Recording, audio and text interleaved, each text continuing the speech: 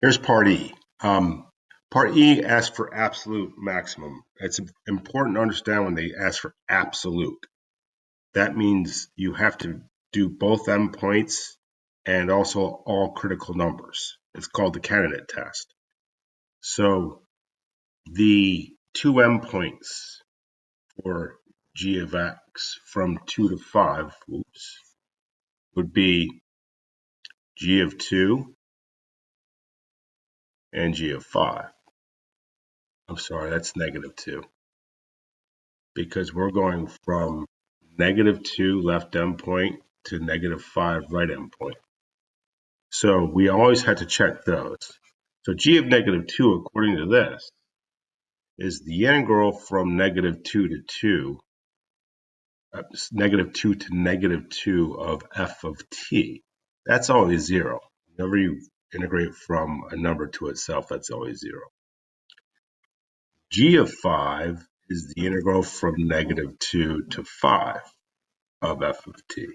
Now that we just accomplished in part C. If you integrate from negative 2 to 5, we just did that. So you refer to part C there, we got 2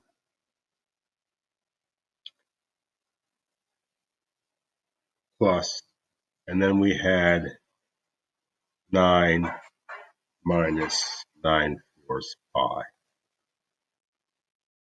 So that was just the area of that trapezoid, and this was the area of that square minus the semicircle. And you can kind of tell that's going to be the max. That produced a pretty big area. But you also always have to check the critical points, the critical numbers between negative 2 and 5. So by definition, a critical number is where the derivative equals 0. So, and we're talking about g. So the derivative of g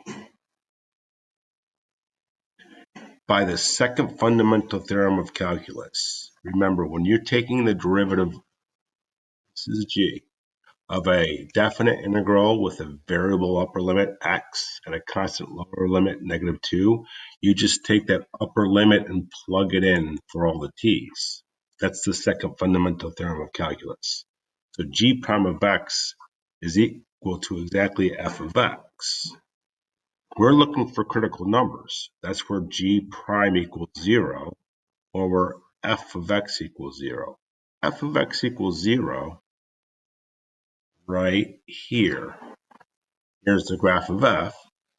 So it equals 0 two times, at negative 1 and at 5. But we already took care of 5. That's the endpoint. So we just have to figure out what f of, or g of negative 1 is, because negative 1 is a critical number.